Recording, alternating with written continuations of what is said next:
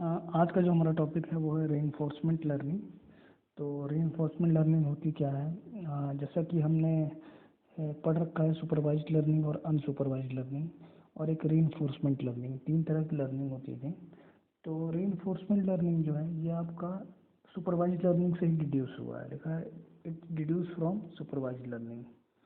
लेकिन supervised learning की तरह इसमें हमें एक्यूरेट आउटपुट नोन नहीं रहता है कि आउटपुट क्या होगा, या कहते हैं कोई लेबल डेटा नहीं होता। बट ये रिड्यूस हुआ सुपरवाइज लर्निंग से। ये रिवॉर्ड बेस्ड लर्निंग होते हैं, जैसे मैं बताया था कि दो तरह की एग्जाम लर्निंग होती है, इसमें रिवॉर्ड एंड फीडबैक बेस्ड। यहाँ का रिवॉर्ड बेस्ड लर्निंग रहती है, बिहेवियर बेस्ड कह सकते हैं। एक्चुअली में इसमें क्या होता है कि आपको क्रिटिकल इंफॉर्मेशन रिफोर्समेंट लर्निंग में मिलती है with respect to past what is current state. यानी कि क्रिटिकल इंफॉर्मेशन का मतलब ये हुआ कि पास्ट के हिसाब से आपका करंट स्टेट कैसा है। आपका करंट जो लर्निंग एल्गोरिथम जो आपका लर्न कर रहा है उसका करंट स्टेट कैसा है पास्ट के हिसाब से, जो पास्ट में उसमें लर्निंग की गई होगी। अब हम देखते हैं एलिमेंट्स ऑफ रीइंफोर्समेंट लर्निंग क्या होती है। तो बेसिकली 5 एलिमेंट्स होते हैं रीइंफोर्समेंट लर्निंग के: agent, environment, reward, state and action. तो अगर हम एग्जांपल लें एक कार सिस्टम या ऑटोमोबाइल का, तो उसमें एजेंट जो होगा वो खुद आपकी कार होगी, उसको हम कहते हैं एजेंट। एजेंट जो है कार होगी। एनवायरनमेंट क्या होगा? एनवायरनमेंट आपका क्या होगा? जो भी ऑब्स्टिकल आ रहे हैं आपके बीच में कार ड्राइव के दौरान, या फिर जिस रोड पे आप चल रहे हैं, या फिर अदर व्हीकल्स अगर दिखाई दे रही है, तो ये उसके लिए एनवायरनमेंट है। रिवॉर्ड क्या होता है ये हम देखेंगे लास्ट में। क्या है स्टेट? क्या है यानी कार की स्टेट क्या है, रनिंग स्टेट में है या फिर स्टैटिक स्टेट में है, या फिर मतलब स्टॉप स्टेट में है। तो ये एक स्टेट बताते हैं हम कार का। एक्शन क्या है? यानी कार आपका क्या एक्शन लेगा। अगर ग्रीन लाइट दिख रही है तो कार अगर स्टॉप है तो उसे चलना शुरू कर देना चाहिए। अगर रेड लाइट दिख रही है तो कार जो अगर चल रही है रनिंग कंडीशन में तो स्टॉप करना चाहिए। तो अब रिवॉर्ड क्या होता है? सपोज कर लीजिए कि आपकी कार रुकी हुई थी कहीं स्टॉपेज पे, कहीं उस पे किसी चौराहे पे या जहाँ पे, वहाँ जब ग्रीन लाइट हुई तो उसको चलना है, बट आपकी कार जो है ग्रीन लाइट पे चल नहीं रही है। तो पीछे से जो है आपको बहुत ज़्यादा लोग कहेंगे, उल्टा सीधा बोलेंगे कि ग्रीन लाइट है तो भी नहीं चल रहे हो। तो वो आपको एक तरीके से रिवॉर्ड दे रहा है। तो वहाँ पर रिवॉर्ड आपका होता है कि आपको गुड रिवॉर्ड मिल रहा है या बैड रिवॉर्ड मिल रहा है।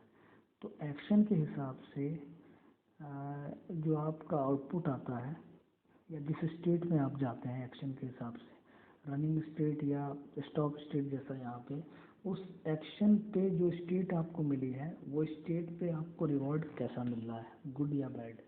तो यहाँ पे आपका रिवॉर्ड बताया जाता है। यहाँ देखिए एक डायग्राम भी बना हुआ है जिसमें एनवायरनमेंट है और एजेंट है। तो एनवायरनमेंट में क्या है, आपके एजेंट का कोई स्टेट है। देखिए स्टेट के हिसाब से एजेंट है, स्टेट होगा ही। अब आपने कोई एक्शन लिया, आपने कोई एक्शन लिया एजेंट के लिए, किसमें? एनवायरनमेंट में। अब जिस नेक्स्ट स्टेट पे गए होंगे या जो आउटपुट आया होगा उसके हिसाब से आपको रिवॉर्ड मिल रहा है, तो रिवॉर्ड का एक एरो बना हुआ है। तो ये एक रफली एक डायग्राम हमने बना के देख दिया है रेनफोर्समेंट लर्निंग का। तो जब आप रेनफोर्समेंट लर्निंग करते हैं तो कुछ चीज़ों का आपको ख्याल रखना होता है, कुछ चीज़ों को आपको मेंटेन करना रहता है। तो वहीं यहाँ पे 4 चीज़ लिखी हुई है। पहला है एपिसोड या ट्रायल कह सकते हैं, दूसरा पॉलिसी है, तीसरा आपका फाइनाइट हॉरिजन है, चौथा आपका इनफाइनाइट हॉरिजन है। तो एपिसोड्स क्या होते हैं? एपिसोड को ट्रायल भी कहते हैं। यानी कि आपने जब ट्रायल शुरू किया, यानी कि जब आपने एक्शन लेना शुरू किया, तो आपकी स्टेट इनिशियल थी और कभी न कभी किसी फाइनल स्टेट पे पहुंचेगी। तो from initial state to final state जो सीक्वेंस ऑफ आपने एक्शंस लिए, जैसे यहाँ बना हुआ है S1 पे आपने एक्शन A1 लिया तो S2 पे गए, S2 पे एक्शन A2 लिया तो S3 पे गए, S3 पे एक्शन लिया A3 तो S4 पे गए।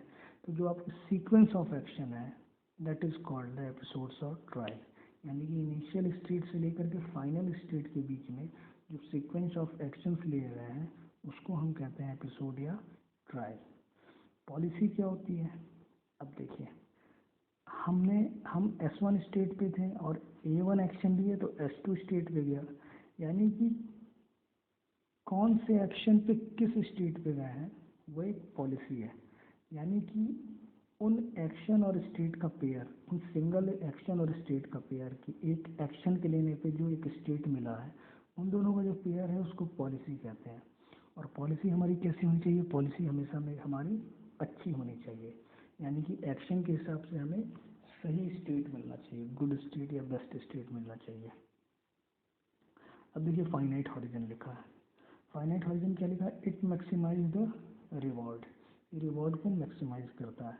जैसे यहाँ देखिए वी पाई एस टी लिखा हुआ है। वी मतलब है आपका जो विजिबल स्टेट है, पाई क्या है? पॉलिसी आपकी है। वी टू पावर पाई जो है आपकी पॉलिसी है किसी स्टेट के लिए, यानी कि विजिबल स्टेट के लिए आपकी पॉलिसी बेस्ट होनी चाहिए, जैसे मैं पहले कहा था। फाइनाइट हॉरिजन क्या करता है? फाइनाइट हॉरिजन पॉलिसी को बेस्ट बनाता है। इट मैक्सिमाइज द रिवॉर्ड, यानी पॉलिसी को बढ़िया बनाएगा। तो वी टू पावर पाई जो है एस टी इक्वल्स टू लिखा हुआ है ई। ई यानी आपका है एक्सपेक्टेड रिवॉर्ड जो भी आपको मिल रहा है। तो एक्सपेक्टेड रिवॉर्ड क्या है? R T plus one plus R T plus two up to R T plus N, यानी कि आपकी लिमिटेड स्टेट है। यहाँ पे एन स्टेट है सपोज कर लीजिए। तो आपने एक्शन ए वन से लेकर के ए एन तक लिया, और तो जब ए वन से लेकर ए एन तक एक्शन लिया तो आपको रिवॉर्ड्स कितने मिले? एन नंबर ऑफ रिवॉर्ड्स मिले। तो वहीं पे आपने लिखा हुआ है कि वी बाई एस टी जो है आपका ये मैक्सिमम होना चाहिए। और एक्सपेक्टेड आपका रिवॉर्ड क्या है? आपका V R T plus one plus R T plus one plus R T plus two से आर टी प्लस एन। इसको आप लिख सकते हैं सिग्मा ऑफ, ये देखिए एक्सपेक्टेड रिवॉर्ड ब्रैकेट में sigma of I equals to one to T, T तक आपने लिया हुआ है आर आई प्लस टी, ये आपका टोटल रिवॉर्ड आ गया। इनफाइनाइट हॉरिजन क्या होता है? इनफाइनाइट हॉरिजन में क्या होगा? बस यहाँ पे आपके लिमिटेड नंबर ऑफ रिवॉर्ड्स थे, यहाँ पे आपके लिमिटेड नंबर ऑफ रिवॉर्ड्स नहीं रहेंगे। तो आप क्या करेंगे इसमें? इसमें आप क्या करेंगे कि आप सेम फॉर्मूला रहेगा, जैसे E equals to I equals to one to T था, तो यहाँ I equals to one to infinite हो जाएगा। आर आई प्लस टी ही रहेगा, बट जो sigma I equals to one to T था, यहाँ sigma I equals to one to infinite हो जाएगा। आर टी प्लस वन ही होगा, बट सिग्मा और आर के बीच में एक कांस्टेंट आ जाता है जिसको डिस्काउंट फैक्टर कहते हैं, गामा। वो चीज़ इस बीच में रहेगा, और गामा की वैल्यू जो है 0 से 1 के बीच में होगी। और इनिशियल स्टेट के लिए गामा की वैल्यू 0 होगी, फाइनल स्टेट के लिए गामा की वैल्यू 1 होगी। देखिए इस फॉर्मूला को यहाँ क्लियर कट यहाँ लिखा गया है।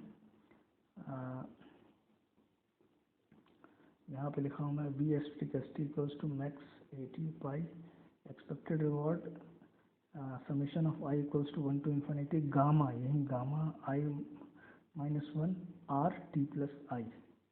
और जो उसके पहले वाला ये वाला फॉर्मूला था ये थोड़ा सा और क्लियर यहाँ लिखा हुआ है।